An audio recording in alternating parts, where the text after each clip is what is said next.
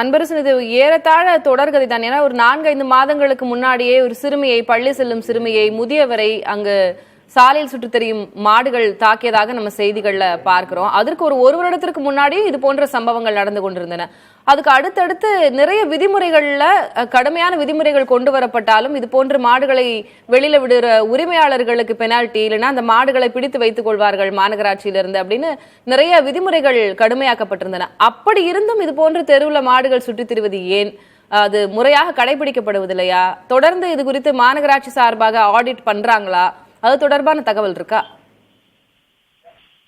நிச்சயமாக கடந்த காலங்களில் இதுபோன்ற சாலையில் நடந்து செல்வோரை மாடுகள் கொடூரமாக தாக்கும் சிசிடிவி காட்சிகள் வெளியாகியதும் அதன் காரணமாக பல்வேறு நபர்கள் உயிரிழந்த சம்பவமும் சென்னையில் அதிகரித்து வந்தது. இதன் தொடர்ச்சியாக மாநகராட்சி அதிகாரிகள் பல்வேறு நடவடிக்கைகளை எடுத்திருந்தனர். குறிப்பாக கடந்த ஆண்டு அரும்பம் பகுதியில் ஒரு பள்ளி சிறுமி பள்ளி முடித்து விட்டு தனது தாயுடன் பள்ளியிலிருந்து வீட்டிற்கு சென்ற போது அங்கு சுற்றித் திருந்த மாடானது அந்த பள்ளி சிறுமியை தூக்கி வீசியதில் அந்த சிறுமிக்கு தலையில் தையில் போடப்பட்ட சம்பவமானது மிகப்பெரிய ஒரு பரபரப்பை ஏற்படுத்தியது. அந்த பரபரப்பு அடங்கிய சிறிது நாளிலேயே சென்னை ஐசோஸ் பகுதியிலையும் ஒரு முதியவரை மாடு முட்டி தூக்கி வீசியது. இதில் அந்த முதியவர் மருத்துவமனையில் ஓமந்தூரார் மருத்துவமனையில் அனுமதிக்கப்பட்டு அவர் உயிரிழந்தார்.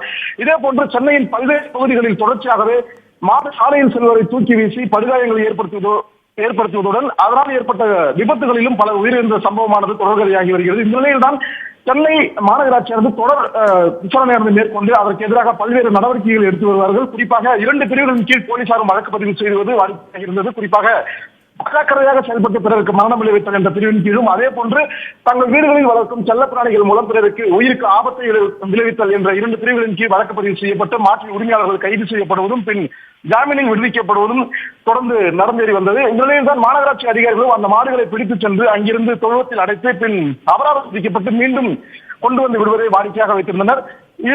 இந்த விபத்தானது தொடர்ச்சியாக சென்னையில் நடந்து வருவதால் பொதுமக்கள் வெளியில் செல்வதற்கும் ஒரு மிகப்பெரிய ஒரு அச்சத்தை ஏற்படுத்தியிருக்கிறது. முழுமையாக மாடுகள் சென்னையில் சாலையில் சுற்றித் தெரியாமல் இருக்குமாறு மாநகராட்சி அதிகாரிகளுக்கு இங்கு இருக்கக்கூடிய பொதுமக்கள் பல்வேறு கோரிக்கைகளை தொடர்ந்து வைத்துக் கொண்டுதான் இருக்கிறார்கள். இருந்த போதிலுமே இது போன்ற சம்பவங்களும் தொடர்ச்சியாக தொடர்ச்சியாக நடந்து வந்துதான் இருக்கிறது.